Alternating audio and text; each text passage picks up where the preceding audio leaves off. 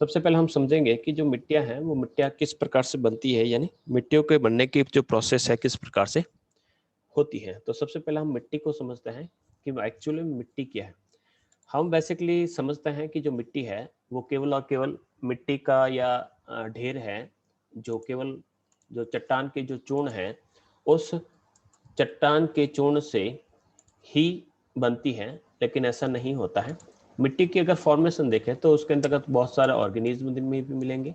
यानी अगर complete soil की बात करें तो सबसे पहले हम पेरेंटल मटेरियल की बात करते हैं, यहाँ से स्टार्ट करते हैं। पेरेंटल मटेरियल का अर्थ होता है कि इसके अंदर बेस जो होता है वो किसी रॉक का जो पाउडर है वह बेस होता है।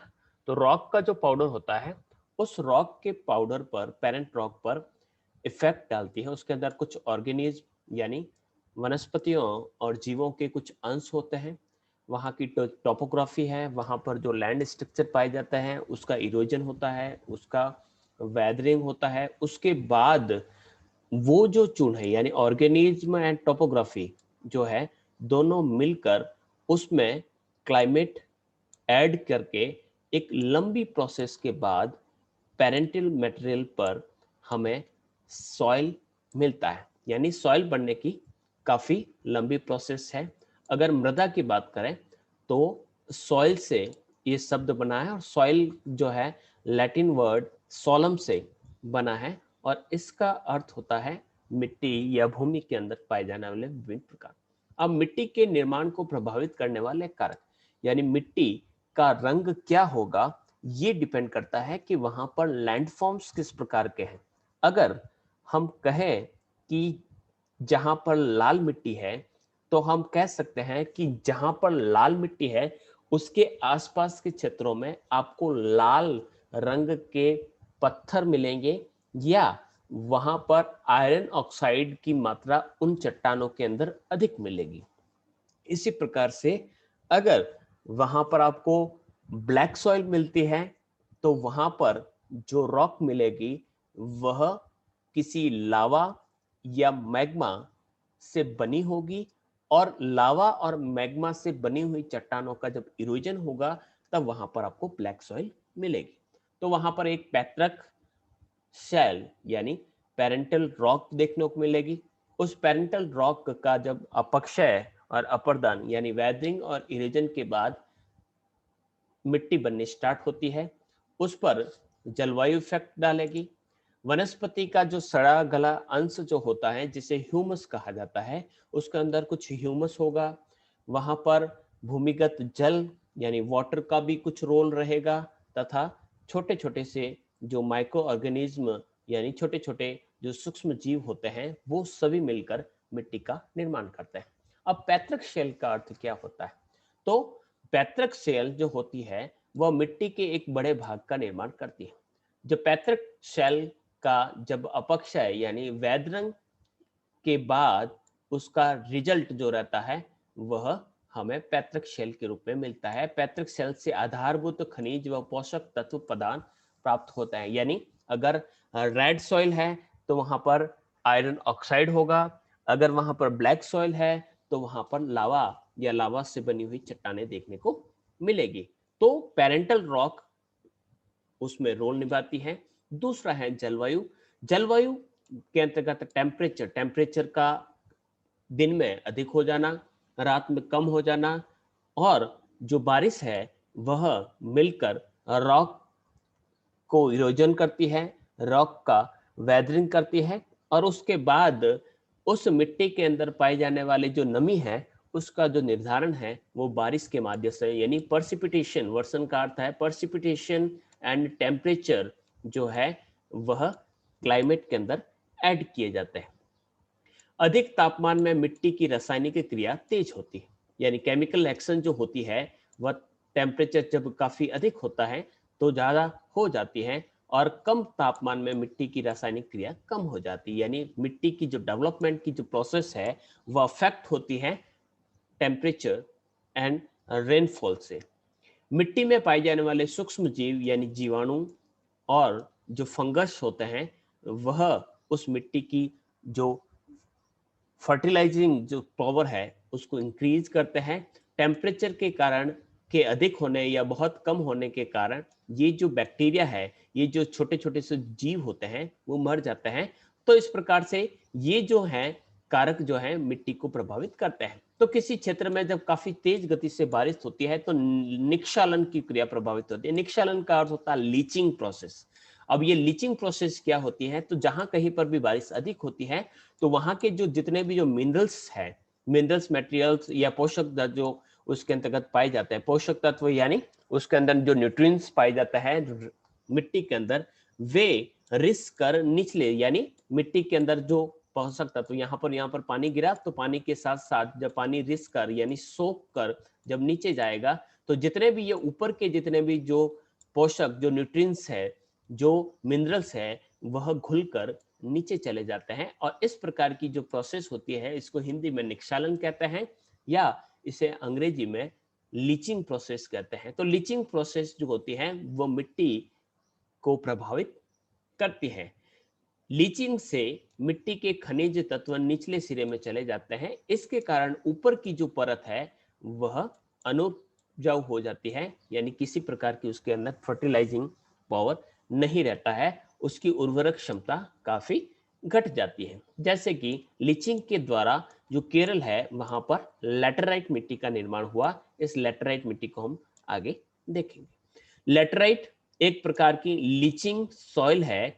लैटेराइट मिट्टी खाद्यान्नों के लिए उपयोग नहीं होती, यानी इस लैटेराइट मिट्टी के अंतर्गत हम फूड ग्रेन्स को डेवलप नहीं कर सकते। इस कारण केरला के अंतर्गत आपको चाय यानी टी, कॉफी यानी कहवा, नारियल, रबर और मसाले की खेती आपको देखने को मिलेगी। तो केरला के अंतर्गत आप चाहें कि वहां पर गेहूं और बाजरा उगा सके तो वहां पर ये पॉसिबिलिटी नहीं मिलती है। जो ड्राई रीजन है वहां पर इवेपोरेशन काफी अधिक होता है और इवेपोरेशन अधिक होने के कारण जो ग्राउंड वाटर है वहां पर केशिका क्रिया, इसे कैल्सिकेशन कहते हैं। अब कैल्सिकेशन का क्या होता है कि जहां कहीं पर भी पानी, ये निक्षालन के ठीक उल्टा सिस्टम कि यहाँ पर देखिएगा कि इस धरातल पर अगर पानी भरा रह गया तो पानी भरा रहेगा तो ये रिस कर थोड़ा अंदर जाएगा और रिस कर अंदर के जो लवणीय पदार्थ है उस लवणीय पदार्थों को यानी जो सलाइन जो मिनरल्स है उसको यहाँ पर ऊपर लेकर आएगा। वाटर वाटर तो इवेपोरेट हो जाएगा और पीछे जो हार्ड मटेरियल्स है वो यहाँ पर बिछ जाएगा। तो वहां पर ऐसे क्षेत्रों में भूमि के ऊपर यानी जो सॉइल है उस सॉइल के ऊपर आपको चूना या कैल्शियम जैसे पदार्थ मिट जाते हैं और उससे वो भूमि जो है वह अनुपजाऊ हो जाती है, यानी उसके अंदर किसी प्रकार की फसल को नहीं बोया जा सकता। तो ये कैल्सिफिकेशन की जो प्रोसेस है वो भी यहाँ पर देखने को मिलती है। तो इस प्रकार से टेम्परेचर और जो रेनफॉल होते हैं वह मिट्टी को प्रभावित करते हैं और यही सॉइल की प्रॉब्लम्स के अंतर्गत भी देखा जा सकता है। फिर हम बात करते हैं वेजिटेशन। अब वेजिटेशन जो होता है वो मिट्टी के अंदर ह्यूमस, ह्यूमस क्या होता है, जो वनस्पति और जंतुओं का यानी जो वनस्पति पेड़ों की पत्तियां हैं, छाल है, उसकी जड़ है, सड़ती है, गलती है, और जंतुओं के जो सड़ने गलने छोटे छोटे से जीव हो चाहे बड़े बड़े जीव हो, वो जब सड़ते गलते हैं तो वो मिट्टी के अंदर मिलकर उसकी उपजाऊ क्षमता को बढ़ाते हैं। उसके अंदर आपको बायोमैटेरियल को इंक्रीज करते हैं। तो वनस्पति का इसके अंदर रोल रहता है और जिसका मिट्टी के अंदर ह्यूमस अधिक पाया जाता है वो काफी उपजाऊ मानी जाती है। तो पर्वतीय क्षेत्रों में वनस्पतियां अधिक पाई जाती हैं क्योंकि वहां पर ह्यूमस अधिक देखने को मिलता है। फिर ग्राउंड वाटर या अंडरग्राउंड वाटर जो है वो किस प्रकार से, तो ये मृदा जल के अंतर्गत पाया जाता है। जल की जो मात्रा है प्रभाव मिट्टी के उपजाऊ पर बनता है, यानी मिट्टी के अंदर अगर नमी है तो वह काफी अधिक हेल्पफुल रहती है। जल की मात्रा से उसके अंदर केमिकल जो एलिमेंट्स है या तो जो तत्व है वो देखने को मिलते हैं। इसके अलावा सूक्ष्म जीव जो होते हैं तो अवशेषों का जो सड़ा गला अंश यानी जो डीकम्पोज्ड जो मटेरियल्स होता है वह ह्यूमस बनाता है, वो काफी ज्यादा उपजाऊ होता है। तो ये मिट्टी की विशेषताएं या फिर हम कह दीजिए मिट्टी कैसे बनती है।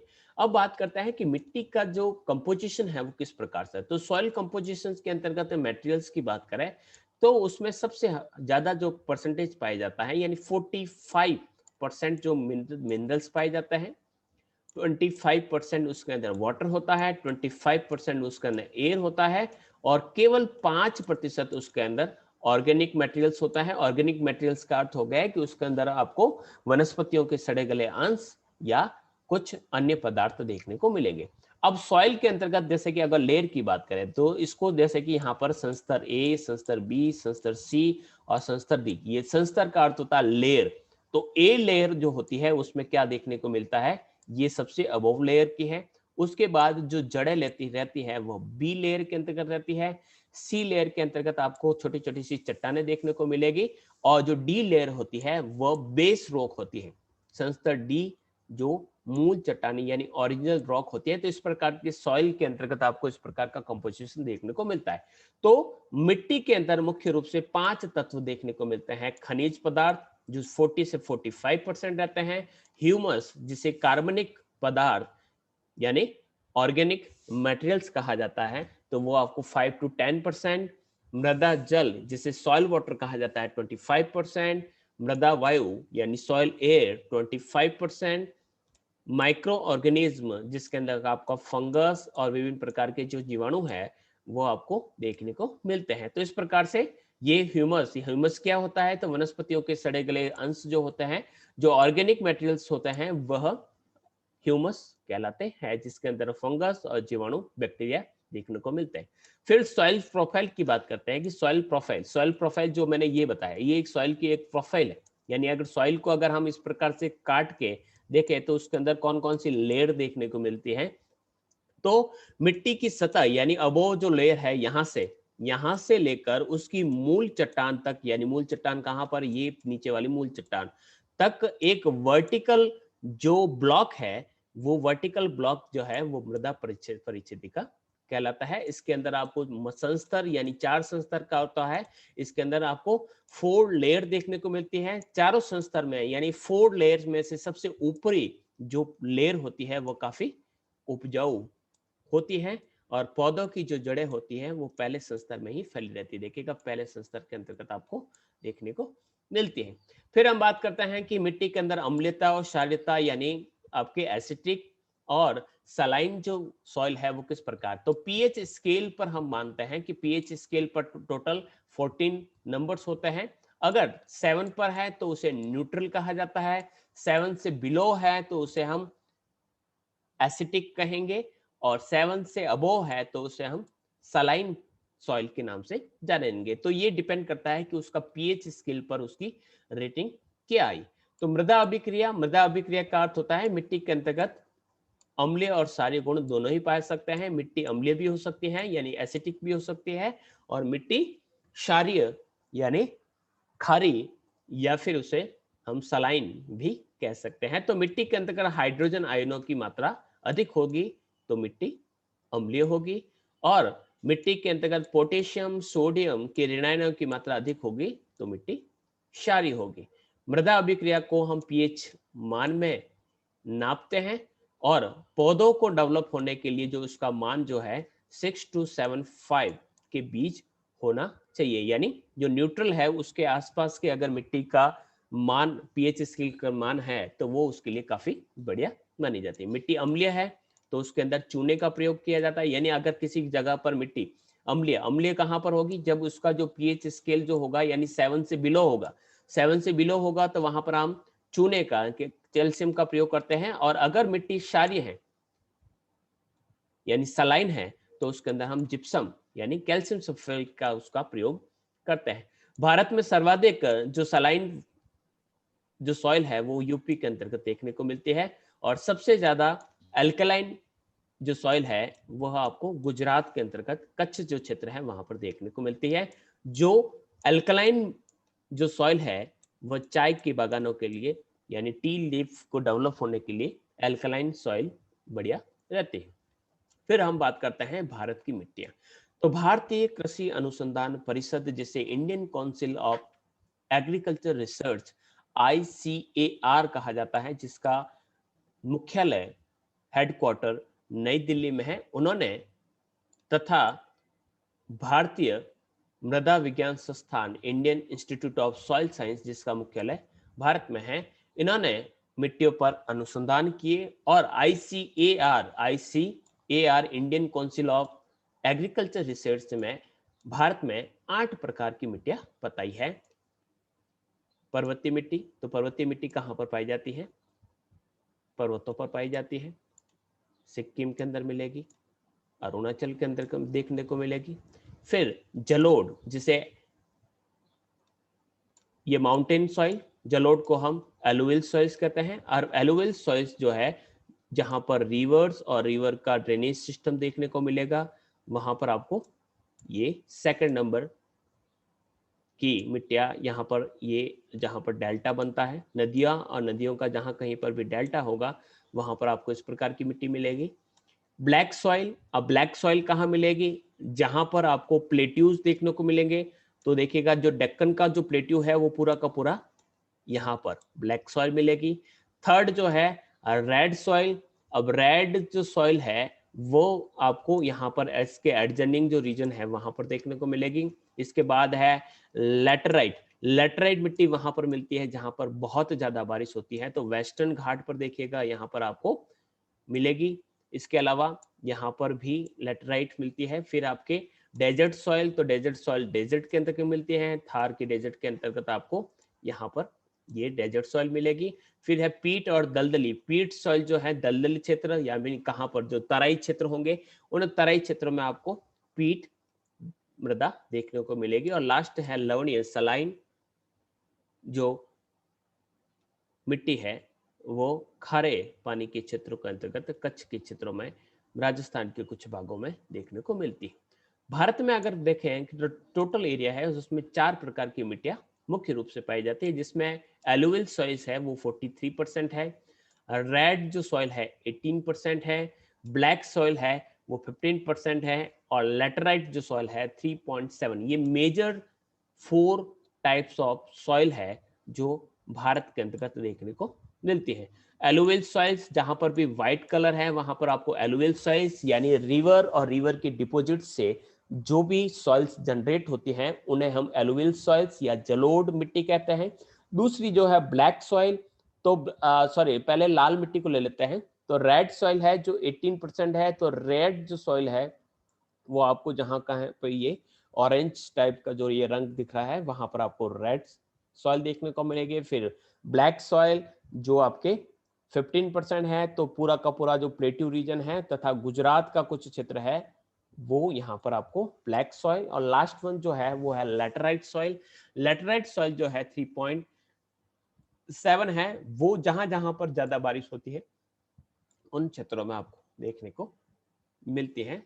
नेक्स्ट, भारत की मिट्टियों के अंदर ह्यूमस, नाइट्रोजन और फास्फोरस तीनों की कमी पाई जाती है, यानी हमें जैविक खाद, ऑर्गेनिक जो फर्टिलाइजर है उसकी भी आवश्यकता रहती है।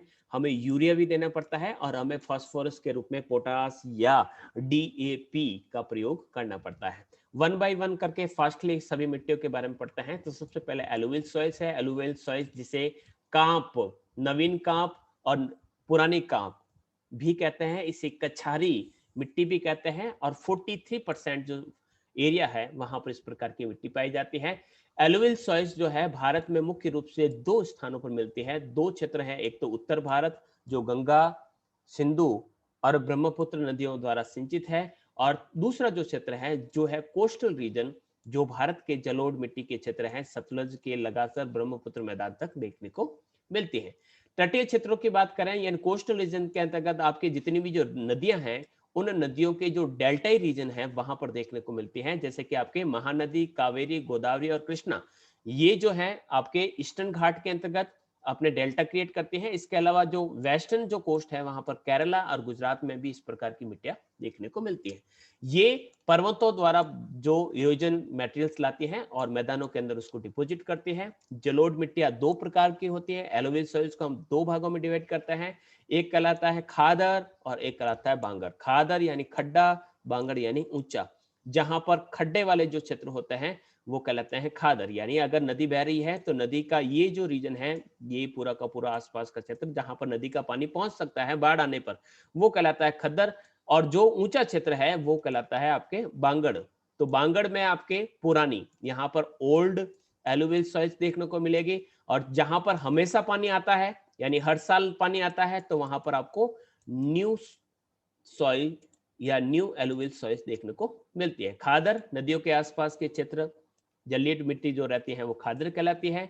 नदियों द्वारा हमेशा यहाँ पर फ्लड आता है, तो यहाँ पर हमेशा नई मिट्टी की एक परत बिछती है और डिपॉजिट हो जाती है। इस कारण खादर मिट्टी प्रत्येक वर्ष नई हो जाती है। इस साल बिछाई, उसकी फर्टिलाइज पावर को हमने यूज किया, उसके बाद उसका जैसे ही आप उसके उपजाऊपन समाप्त होने लगता है, अगले साल वापस नई मिट्टी आ जाती है, तो इसको नवीन कांप भी कहा जाता है। नदियों से दूर वाले जो क्षेत्र जो काफी हाईलैंड होते हैं, वहां पर आपको ओल्ड एलुवियल सॉइल देखने को मिलती है, जिसे हम बांगड़ रीजन कहते हैं।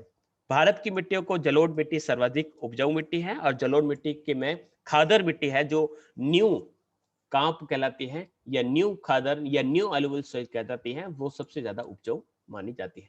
बांगड़ में आप अगर खुदाई करेंगे तो वहां पर आपको कैल्शियम कार्बोनेट यानी कंकड़ देखने को मिलेंगे। जलोढ़ मिट्टी के अंतर्गत ह्यूमस, नाइट्रोजन और फास्फोरस की कमी भी देखने को मिलती है, लेकिन पोटेशियम और चूना जो है वो आपको अधिक देखने को मिलता है। नेक्स्ट है रेड सॉइल कैसे होती है, तो रेड कलर की होती है। क्या विशेषता होती है, भारत में सबसे बड़ा इसके बाद यानी फर्स्ट जो 43 है, उसके बाद 18 जो परसेंट है वो रेड सॉइल होती है।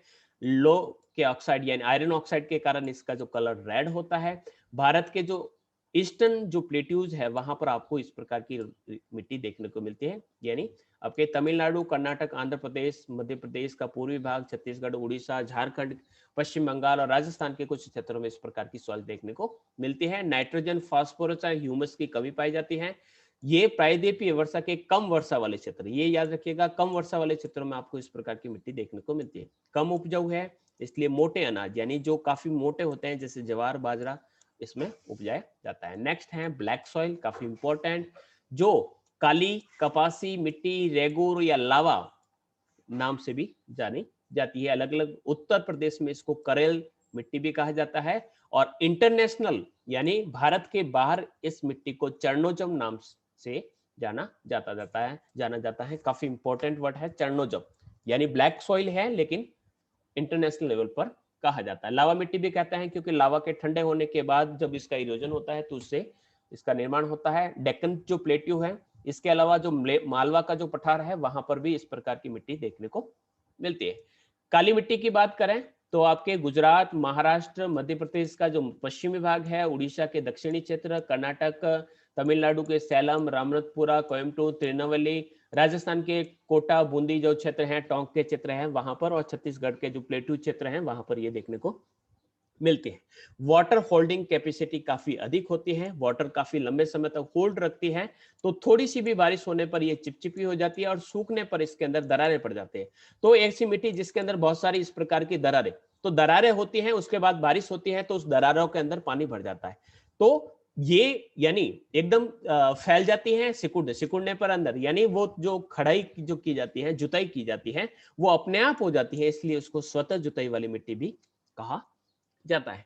इसके अलावा काली मिट्टी को कपासी मिट्टी भी कहते हैं क्योंकि कपास की जो कल्टीवेशन है काफी अच्छी तरीके से इसमें हो सकती है। गुजरात के अंतर्गत कपास होता है, कपास सर्वाधिक गुजरात के अंदर होती है, लेकिन कपास मिट्टी यानी जो ब्लैक सॉइल है वो सबसे ज्यादा आपको महाराष्ट्र के अंदर देखने को मिलती है।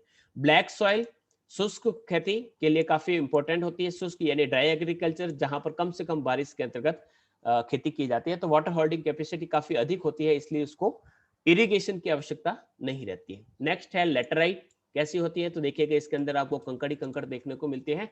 लेटराइट जो परसेंटेज है, देखिएगा लेटराइट जो मिट्टी है यहाँ पर आपको यहाँ पर मिल रही है, कुछ यहाँ पर है, कुछ जो भाग है वो यहाँ पर देखने को मिलते हैं, कुछ भाग आपको यहाँ पर देखने को मिलती है। ये वो रीजन है जहां पर काफी ज्यादा बारिश होती है। दो परिस्थितियों में इसका निर्माण होता है, या दो सिचुएशन में ये बनती है, जहां पर 200 सेंटीमीटर से अबोव एनुअल रेनफॉल हो, या जहां पर बहुत ज्यादा गर्मी हो, उस रीजन के अंतर्गत आपको इस प्रकार की मिट्टी देखने को मिलती है। और दोनों ही जो सिचुएशन है वो आपको कहाँ मिलती है, तो तीन क्षेत्रों में, एक वेस्टर्न घाट, एक उड़ीसा का कोस्ट, और एक है शिलोंग का जो पठार है, वहां पर इस प्रकार का दो तीन क्षेत्र है आपका। वेस्टर्न घाट पहला, दूसरा उड़ीसा का कोस्ट, और तीसरा जो है वो शिलोंग का जो पठार जो मेघालय के अंतर्गत है। तो ये तीन क्षेत्रों में आपको बहुत ज्यादा देखने को मिलती है। अब लेटराइट की क्या मिट्टी विशेषता होती है, तो हाई टेम्परेचर और ज्यादा बारिश वाले क्षेत्रों में बनती है। सर्वाधिक इसका जो एरिया है वो केरला के अंतर्गत, फिर उसके बाद महाराष्ट्र के अंतर्गत देखने को मिलती है। तो वेस्टर्न घाट का जो वेस्टर्न कोस्ट है वहां पर आपको 200 सेंटीमीटर से अधिक एनुअल रेनफॉल मिलता है, तथा आपको विषुवत रेखा के पास होने के कारण वहां पर गर्मी भी अधिक होती है, इसलिए वहां पर पाई जाती है। भारत में जो क्षेत्र है सह्याद्री, जो वेस्टर्न घाट है उसको सह्याद्री भी कहा जाता है। तमिलनाडु की जो सेवराई की पहाड़ियां, उड़ीसा का जो कोस्ट है, झारखंड की राजमहल, राजमहल और गारो के बीच में गैप है, हमने पहले ही कहा था, राजमहल और गारो गैप, जिसे चिकन नेप के नेक जो है वो चित्र भी कहा जाता है। इसके अलावा असम के अंतर्गत मिकिर, रेगमा जो हिल्स है, मेघालय में शिलोंग का जो पठार है वहां पर आपको लैटेराइट मिट्टी ज्यादा देखने को मिलती है।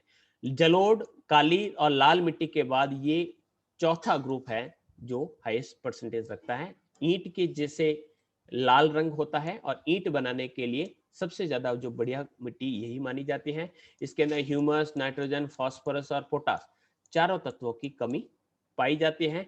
इसके अलावा लोहा और एल्यूमिनियम के ऑक्साइड पाए जाते हैं, और लोहे के ऑक्साइड होने के कारण इस मिट्टी का रंग लाल रंग का होता है। बहुत ज्यादा बारिश होने के कारण और फिर वापस सूखने के कारण उसके अंदर सिलिका सिलिका जो रेत है वो तो उसके साथ बहकर, पानी के साथ बहकर नीचे चली जाती है, यानी वहां पर लीचिंग की प्रोसेस होती है, ऊपर कंकड़ जैसी मिट्टी देखने को मिलती है जिसे हम लेटराइट के नाम से जानते हैं। तो इस प्रकार से लेटराइट जो मिट्टी है वो लीचिंग प्रोसेस से निर्मित मिट्टी है और काफी अनुपजाऊ है, फिर भी चाय, कॉफी, मसाला, काजू और सिनकोना जैसी जो फसलों के लिए काफी उपयोगी मानी जाती है। चाय के लिए जो एल्कलाइन सॉइल है वो काफी उपयोगी होती है। नेक्स्ट है डेजर्ट सॉइल, जो डेजर्ट्स के अंतर्गत मिलती है। तो जो भी ड्राई रीजन है वहां पर ये देखने को मिलती है। राजस्थान के आसपास के क्षेत्रों में इस प्रकार की मिट्टी मिलती है। इसके अलावा पंजाब का दक्षिणी भाग, हरियाणा का दक्षिणी भाग, पूरा का पूरा राजस्थान और गुजरात के कच्छ क्षेत्र में देखने को मिलती है। खेती संभव नहीं है, इसलिए जो मोटे अनाज जो है, जो फूड ग्रेन्स मोटे मोटे जो है, जो मिलेट्स कहा जाता है, तो वो उसके में उपाय जा सकते हैं। राजस्थान इस मिट्टी के लिए पहला स्थान रखता है। इसके अंदर खाद्यान्नों की कृषि की जाती है, गंगा नहर के द्वारा इसमें सिंचाई की जाती है। नेक्स्ट है पर्वतीय मिट्टी यानी माउंटेन सॉइल। तो माउंटेन्स के अंतर्गत मिलती है, तो कश्मीर, हिमाचल, उत्तराखंड, सिक्किम, अरुणाचल में मिलती है। वनस्पति और जीवों की प्रचुरता होती है, तो हिमालय के अंतर्गत आपको इस प्रकार से वनस्पति का आवरण भी ज्यादा देखने को मिलते हैं, इसलिए इस प्रकार की सॉइल काफी उपजाऊ होती है। तो ह्यूमस अधिक होने के कारण इस मिट्टी के अंदर अम्लीयता के गुण पाए जाते हैं और इस पर सेब, नाशपाती, चाय की खेती की जाती है। माउंटेन रिवर्स काफी डेवलप्ड नहीं मानी जाती हैं, क्योंकि काफी नई अवस्था में यानी काफी पुरानी नहीं है। नेक्स्ट है पीट और दलदल। पीट और दलदल मिट्टी किस प्रकार की होती है? तो इस प्रकार की जो दलदल के अंदर मिट्टी पाई जाती है उस प्रकार की। तो केरला और तमिलनाडु के तट पर बहुत ज्यादा बारिश के कारण इस प्रकार की मिट्टी पाई जाती है और काफी समय तक पानी भरा रहता है, तो इस प्रकार की मिट्टी के अंदर जो वनस्पति है वो सड़ गलकर इस प्रकार से बन जाती है। तो मुख्य रूप से वेट जो सॉइल है यानी गीली मिट्टी के रूप में वनस्पतियों के सड़ने से इसका निर्माण होता है, तो इस कारण पीट मिट्टी के अंतर्गत ह्यूमस की मात्रा अधिक पाई जाती है और इसका जो नेचर की बात करेंगे वो आपको अल्कनाइन नेचर ज्यादा देखने को मिलेगी। तो ये आपके काफी गीली होती हैं। और सुंदरवन जो डेल्टा है और उड़ीसा का जो कोस्ट है, सुंदरवन डेल्टा या ब्रह्मपुत्र और गंगा का जो डेल्टा है, भारत में जलदल की जो मिट्टी है उसमें सबसे ज्यादा जो ह्यूमस है लगभग 45 से 50% तक आपको ह्यूमस देखने को मिलता है। और कोस्टल रीजन में ये देखने को मिलती है जहां पर समुद्र का पानी यानी कचरा समुद्र का सारा इस क्षेत्रों में पहुंच जाता है। नेक्स्ट है लवणीय या आपको सलाइन जो सॉइल है वो किस प्रकार की होती है? तो ऐसा अधिक सिंचाई वाले क्षेत्रों में, अधिक सिंचाई वाले क्षेत्रों में क्यों होता है? क्योंकि जब पानी भरा रहता है तो मिट्टी के नीचे के जो तत्व होते हैं वो केशिकाकरण की प्रक्रिया के द्वारा ऊपर आ जाते हैं, तो कैल्सिफिकेशन आपको ज्यादा देखने को मिलता है। जहां कहीं पर भी नहरों से सिंचाई की जाती है, बहुत ज्यादा फसलों को पानी पिलाया जाता है, वहां पर आपको मिट्टी के ऊपर इस प्रकार की सफेद परत देखने को मिलते हैं। तो पंजाब, हरियाणा, यूपी तथा राजस्थान के जहां पर नहरों से सिंचाई की जाती है तो वहां पर इस प्रकार की मिट्टी देखने को मिलती है। इस मिट्टी को रेह और कलर के नाम से भी जाना जाता है। इस मिट्टी के अंदर लवण प्रतिरोधी फसलें उगाई जाती है, जैसे बरसीम, ये घास है, धान और गन्ना उपजाया जाता है। तो विश्व भर की मिट्टियों को एक और क्लासिफिकेशन में बांटा जाता है। ये एक यूएसडीए यानी अमेरिकन जो कृषि विभाग है उसके द्वारा डिवाइड किया जाता है। तो इंसेप्टिसॉल्स जो भारत के अंदर गंगा और ब्रह्मपुत्र यानी इंसेप्टिसॉल्स का अर्थ हो गया ये हमारी जलोढ़ मिट्टी के टाइप की है। वर्टिसॉल्स जो हमारे काली मिट्टी के, ये इंटरनेशनल क्वालिफिकेशन क्लासिफिकेशन है, इससे पहले का जो था वो आईसीएआर यानी भारतीय जो कृषि विभाग के द्वारा था। एरिडोसॉल जो एरिड रीजन में पाई जाती है। हिस्टोसॉल जो पीट और दलदली जो मिट्टी होती है उसको इंटरनेशनल जो टर्म यूज की जाती है वो हिस्टोसॉल यूज की जाती है। ऑक्सीसॉल जो आपके लैटेराइट मिट्टी का जो रीजन होता है उसको ऑक्सीसॉल इंटरनेशनल वर्ड है। केंद्रीय मृदा संरक्षण बोर्ड द्वारा 1953 में इसका गठन हुआ था। सर्वाधिक जो बंजर मिट्टी है वो राजस्थान के अंदर पाई जाती है। कुल क्षेत्रफल की दृष्टि से देखें तो सर्वाधिक बंजर भूमि यानी उसका टोटल जो क्षेत्रफल है उसमें से ज्यादातर जो बंजर भूमि है जहां पर कोई फसल नहीं है वो जम्मू कश्मीर में है। सर्वाधिक सूखाग्रस्त जो स्थान है वो राजस्थान में है। लवणीय मिट्टी गुजरात के अंदर, क्षारीय मिट्टी यानी जो सलाइन जो मिट्टी है वो आपको यूपी में देखने को मिलेगी। लाल मिट्टी जो है वह क्लाइमेट के कारण मिट्टी जो है वह चट्टानों के डिग्रेशन और डिसइंटीग्रेशन से क्रिएट होती है। लाल मिट्टी के अंदर सिलिका और आयरन ज्यादा देखने को मिलते हैं। तो ये कुछ विशेषताएं जो हैं वो आपको देखने को मिलते हैं। मिट्टी की समस्याओं की बात करें तो अपरदन की समस्या है, गुली इरोजन की समस्या है, सलाइनिटी की समस्या है, अल्कनाइटी की समस्या है। तो ये कुछ समस्या देखने को मिलती है। मृदा अपरदन की बात करें तो आपके चंबल यमुना का जो क्षेत्र है जिसे बैडलैंड टोपोग्राफी का कहा जाता है, अवनलिका अपरदन या गुली इरोजन देखने को मिलता है। वहां पर पश्चिमी हिमालयन का जो गिरिपदीय क्षेत्र है वहां पर भी छोटा नागपुर, ताप्ती यानी ये जो क्षेत्र है ये सारे के सारे जो क्षेत्र है वहां पर आपको सॉइल की प्रॉब्लम्स देखने को मिलती है। अब सॉइल इरोजन को कैसे रोका जा सकता है, तो हम प्लांटेशन कर सकते हैं, कंटूर एग्रीकल्चर कर सकते हैं और जो ग्रेजिंग वाले जो स्थान है उसको हम चेज सकते हैं और मिट्टी की जो क्षेत्र है उसकी मेड़बंदी करके भी इस प्रकार की समस्याओं का समाधान कर सकते हैं। तो इस प्रकार से ये पूरा का पूरा आपके मिट्टियों से संबंधित कॉन्सेप्ट रहा और ये समझ में आया होगा। इसके अलावा कुछ और चीजें हो सकती हैं कि अगर हम मिट्टियों की प्रॉब्लम्स की बात करें कि भाई जो भारत की जो मिट्टियां हैं उसकी क्या क्या समस्या है, क्योंकि जो चैप्टर है आपके वो ये दे रखा है कि भाई मिट्टियों की क्या क्या समस्या है। तो मिट्टियों की जो समस्याओं की बात करें तो एक तो सॉइल इरोजन की समस्या है, फिर वाटर लॉगिंग यानी काफी लंबे समय तक वहां पर पानी भरा रहता है भारत में, तो सिंचाई का ज्यादा प्रयोग किया जाता है, नहरों का पानी का ज्यादा प्रयोग किया जाता है, तो ये भी एक प्रॉब्लम है। मिट्टी का अल्कलाइन होना यानी वहां पर अम्लीय मिट्टी का जो परसेंटेज आपको ज्यादा देखने को मिल सकता है, वहां पर आपको सलाइनिटी ज्यादा देखने को मिल सकती है। वेस्टलैंड जो है यानी बंजर भूमि जो है भारत में बहुत ज्यादा पाई जाती है। एक्सपेंशन ऑफ डेजर्ट लैंड यानी मरुभूमि यानी डेजर्ट का काफी विस्तार हो रहा है। इसके अलावा जो मानव है वह भूमि का शोषण कर रहा है यानी एक्सप्लोइटेशन ऑफ लैंड यानी जो मनुष्य की जो आवश्यकता है वो बहुत ज्यादा बढ़ रही है, तो इसके कारण वहां पर इस प्रकार की समस्या भी देखने को मिलती है। इसके अलावा जैसे जैसे हम अपने जितना डेवलपमेंट हो रहा है यानी जितना हम उद्योग धंधों का डेवलपमेंट कर रहे हैं, हम अर्बनाइजेशन कर रहे हैं या इंडस्ट्रियलाइजेशन बढ़ रहा है, ट्रांसपोर्टेशन बढ़ रहा है, तो उसके कारण हमारी जो मिट्टियों की जो है वह हम यानी जो एग्रीकल्चर लैंड का है उसका उसको हम दूसरे कामों में ज्यादा यूज कर रहे हैं। तो इस प्रकार की जो समस्या है वो भारत की मिट्टियों के अंतर्गत देखने को मिलती है। तो ये था आपके मिट्टियों वाला कॉन्सेप्ट। नेक्स्ट कल हम पढ़ेंगे नेचुरल वेजिटेशन के बारे में।